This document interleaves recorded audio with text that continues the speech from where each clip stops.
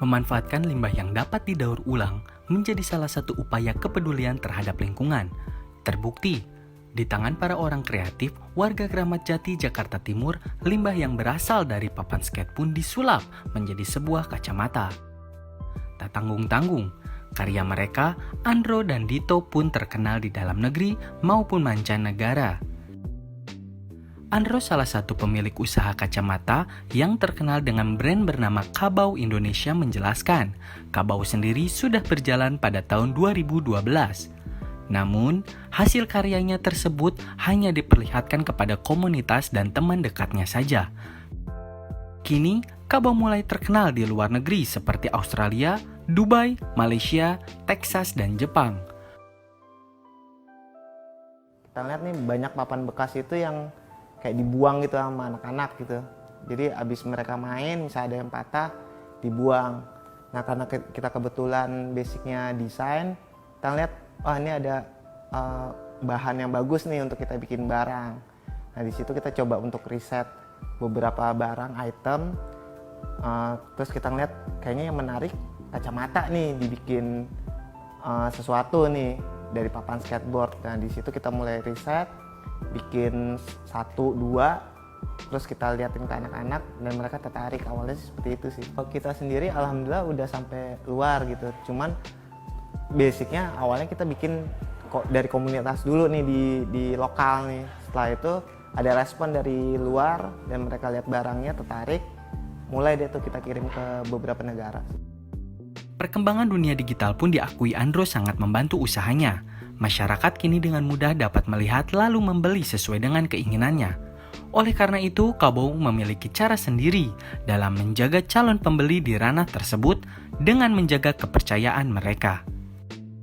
Di Kabau sendiri, dunia digital sekarang ini dibilang penting iya, karena semua orang bisa menjangkaunya dan melihatnya gitu. Cuman kalau secara kita tidak bijak juga, nah itu juga ada negatifnya gitu. Kadang-kadang kita kan beli barang nih digital malah ditipu atau apa. Nah cuman kalau di Kabau gimana caranya kita memberi kepercayaan ke orang dan kita jaga kepercayaan itu sih yang lebih penting selain ngomongin digital itu sendiri sih.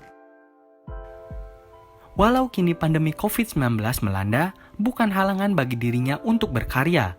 Terlebih lagi, usaha yang sudah digelutinya bukan mengejar masalah nominal, melainkan kepuasan hati yang menganggap nilai ekonomi sebagai hadiah.